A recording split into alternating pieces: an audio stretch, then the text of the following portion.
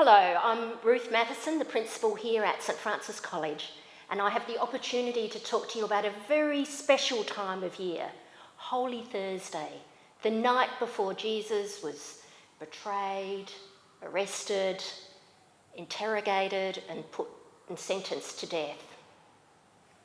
On that night, he shared a meal with his friends, his companions, those who travelled all the way from Galilee to Jerusalem with him.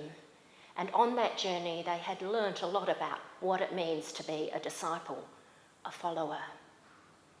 At this meal, he asks them and us to remember him when we break bread together. And we remember him washing the feet of those companions. It wouldn't be unusual for feet to have been washed before a special meal, for people to do that on their way in, perhaps with a servant to help, perhaps not. But Jesus takes this act of service and puts it right in the middle of the community during the meal in that upper room. He gets down, presumably on his knees, calls for water and washes the feet of those who've travelled with him. It's a real embodiment, practical example of the life of service that he is committed to and that he invites us to join. Washing feet is a really intimate thing to do. I've got really smelly feet, and I'm always uncomfortable and worried about what smell might be released if I take off my shoes.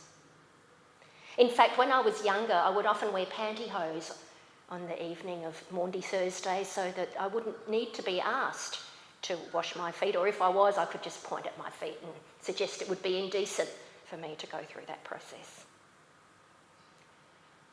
But when I allow it to happen, when I let myself be vulnerable and let somebody else follow in the footsteps and actions of Jesus by washing my feet, it is a truly beautiful experience. And then, as a priest, I have that wonderful privilege of washing the feet of others.